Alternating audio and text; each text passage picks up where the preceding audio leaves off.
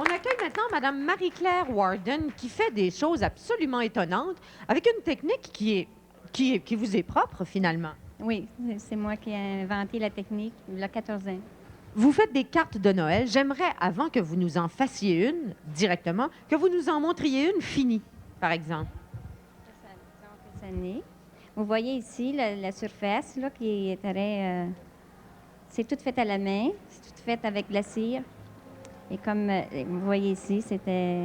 Je ne sais pas s'ils peuvent voir à la télévision. Là. Oui. Quand vous dites que c'est fait avec de la cire, c'est de la cire de crayon de couleur. Crayons de cire, seulement des crayons de cire que vous pouvez trouver dans n'importe quel magasin. Mais est-ce que vous étiez bonne en dessin avant? Non, pas du tout. Même pas. Même pas. Et puis comment vous est venue cette idée? C'est que j'ai un de mes frères qui m'a donné l'idée de fondre la cire, puis mettre... j'ai commencé avec une assiette, vous savez, une assiette d'aluminium, là, sur le poêle, puis juste fondre la cire. Et ce que je faisais, je prenais un papier et puis je faisais juste le mettre dans la cire, ce qui me donnait quelque chose d'abstrait. Et avec les années, j'ai commencé avec mon gros fer à repasser. Vous vous êtes perfectionné, en d'autres termes. J'ai appris beaucoup dans mes rêves aussi. J'ai eu beaucoup d'inspiration dans mes rêves, comment faire des arcs-en-ciel, des rayons de soleil, des beaux ciels avec des montagnes, et puis tout ça. Comment adapter ses rêves à la réalité? C'est ça. Alors, si vous nous en faisiez une, est-ce que pensez-vous d'être bonne pour nous en faire une dans à peine quelques minutes? OK. Vous voyez? Vous avez une plaque chauffante, là. Oui, c'est une plaque chauffante que j'utilise quand je vais à l'extérieur, mais c'est pas nécessaire quand on est à la maison. On peut utiliser seulement une assiette ou quelque chose pour faire fondre la cire. C'est pas nécessaire, disons, d'avoir une plaque la même chose que celle-là. Et j'utilise un papier glacé qui fait que la cire peut s'étendre très facilement avec un papier glacé. Si vous utilisez un papier ordinaire, c'est plus difficile. Oui, d'accord. Et puis, vous voyez, ce que je fais après, c'est je descends vous voyez qu'est-ce que ça donne. Et puis, si vous voulez comme une montagne ou des rayons de soleil, vous voyez qu'est-ce que c'est.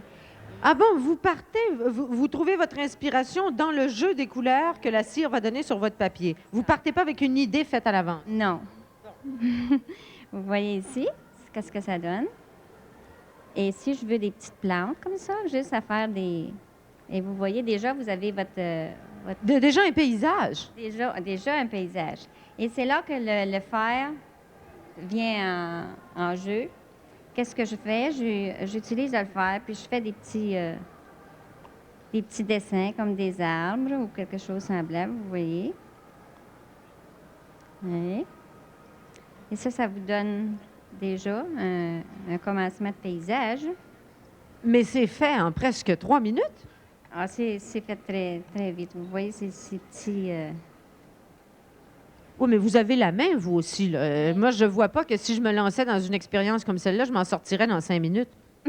Vous voyez, après que j'ai fini, disons que je vais montrer à la télévision qu'est-ce que ça donne un peu. C'est ici qu'on voit. Qu'est-ce que c'est que ça donne? Absolument extraordinaire. Et c'est joli comme tout, en plus. Oui. Et vous voyez, je vais montrer une autre sorte de... Mais quand vous utilisez des assiettes à la maison, il faut que les assiettes soient bien chaudes pour que la cire fonde. Vous voyez, quand vous mettez l'assiette sur le poêle, pour savoir la bonne température, s'il y a de la fumée, disons, s'il commence à avoir de la fumée, c'est trop chaud. Et si la cire ne fond pas, c'est trop froid. Fait que c'est facile à savoir la bonne température pour...